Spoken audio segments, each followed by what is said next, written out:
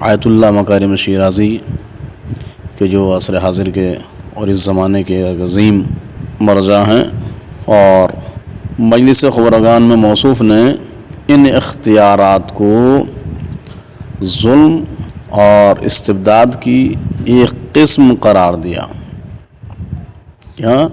جو اختیارات زیادی بدون دلیل شرعی اور مخالف شورا، اور ان کو آغا آیت اللہ مکارم شیرازی نے کہ جو دور حاضر کے عظیم مرجع ہیں، انہوں نے ایک قسم کا ظلم قرار دیا اس کو کہ یہ ظلم ہے۔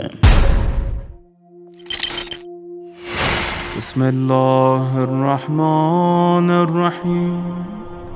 ایران ایک نظام چین جو نظام ہے اسلامی یندز ایران قانون اساسی کی علماء نا مجتہدین دوسرے گرس بنام چھوڑ سے صرف قرآن نا روایات کنا ایک لفظ آگے پیچھے کا تو ہے ہندوستان سے ایک لفظ۔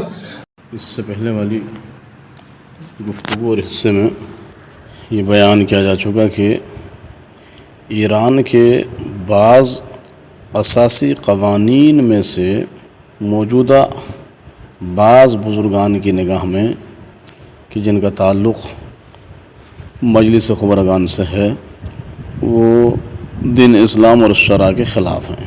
اس سے پہلے ہم نے یہ بیان کیا، اور اس میں آپ حضرات نے آیت اللہ السماحت آغا حائری رحمۃ اللہ علیہ کے بیان کو سماعت فرمایا کہ جنہوں نے صراحت اور وضاحت کے ساتھ فرمایا کہ ولایت مطلق فقیہ خلاف ضرورت اسلام ہے۔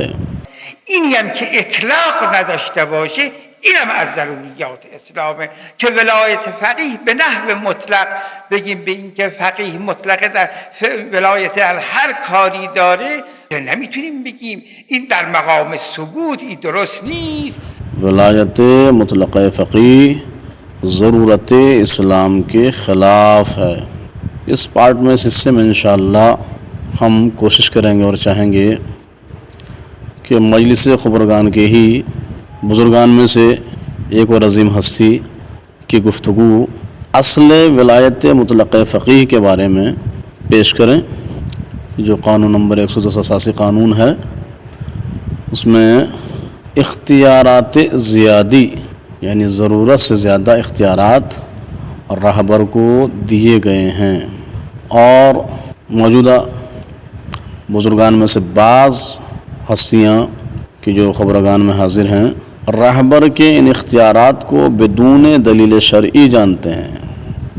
وہ اختیارات جو ہیں دلیل شرعی کے تحت نہیں، دلیل شرعی کے بغیر ہیں، اور نہ صرف دلیل شرعی کے بغیر جانتے ہیں بلکہ ان کو شورا کے مخالف بھی، شورا کے برخلاف بھی جانتے ہیں۔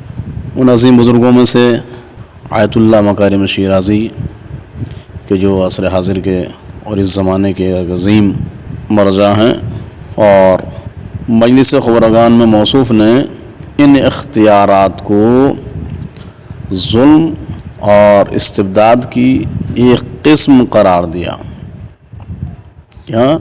جو اختیارات زیادی بدون دلیل شرعی اور مخالف شورا، اور ان کو آغا آیت اللہ مکارم شیرازی نے کہ جو دور حاضر کے عظیم مرجع ہیں، انہوں نے ایک قسم کا ظلم قرار دیا اس کو کہ یہ ظلم ہے۔ آپ حضرات اس سلسلے میں خبرگان کے مذاکرات کی جو شروع ہیں، خود شورا اسلامی کی اس کتاب میں کہ جس کو انہوں نے نشر کیا ہے، پڑھ سکتے ہیں، ملاحظہ فرما سکتے ہیں۔ صفحہ نمبر 1115 یا 1115، اس کتاب میں آغا مکارم کی جو گفتگو اور ملاقاتیں ہیں وہ بیان شدہ ہیں، بیان کی گئی ہیں، اور اسی صفحے پر یہ بیان آیا ہوا ہے کہ آپ نے فرمایا یہ اختیارات جو رہبر کے ہیں لوگوں کی نگاہ میں، یعنی کسی بھی طرح سے کسی بھی عنوان سے تمام امور اور تمام کام میں خود روحانیت کی دست رسم ہیں، اور یہ قانون جو ہے، یہ قانون داخل و خارج میں، داخلاً بھی اور خارجاً بھی ہمیں متہم بناتا ہے، متہم کرتا ہے۔ آپ نے اسی سند کے تحت جو ہے وہ یہ فرمانا چاہا کہ علماء دین میں سے متعدد ہستیوں نے کہ جو مجلس خبرگان میں بیٹھے اور انہوں نے قانون اساسی کو جو خود اپنی حکومت کے پائے کو ثابت کرتا ہے اسے تحریر کیا اور چلے گئے۔ اس کے بعد میں کہتے ہیں کہ تمہیں خدا کی قسم، خدا کا واسطہ، اس طرح کا کام نہ کیجیے۔ اور علامہ موصوف ہی دوسری نشست میں کہتے ہیں کہ یہ اختیارات اصل میں قدرت کو، اقتدار کو خود اپنی ذات تک محدود کرنا اور مرتکز کرنا ہے۔ یہ اختیارات کیا ہیں؟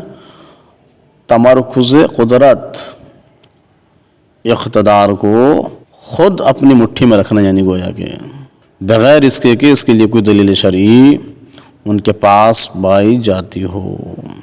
اور اس مرحلے پر ہم جو کچھ آپ کی خدمت میں پیش کر رہے ہیں، آئیے تھوڑا سا آغا بزرگ کی کچھ مخالفتیں آپ خود سماعت فرمائیے کہ آپ اس سلسلے میں جو مخالفت والی باتیں جو شقیں ہیں کیا فرماتے ہیں، ان سلسلے میں آپ خود سماعت فرمائیں ان سے۔ ولی عدد رو زیاد میکنه. وقتی یک کسی این صفحه میخونه میبینه تمام قدرت ها متمرکز و تمام این سبب اتهام رهبر میشود و باری هم از دوش او بر نمیدارد. تعیین فقهای شورای نگهبان بسیار بود، امضای حکم ریاست جمهوری هم بسیار بود. بقیه تشریفات است یا مسائلی که تشریفاتی نیست اما تمرکز قدرت میاند بدون دلیل شرعی۔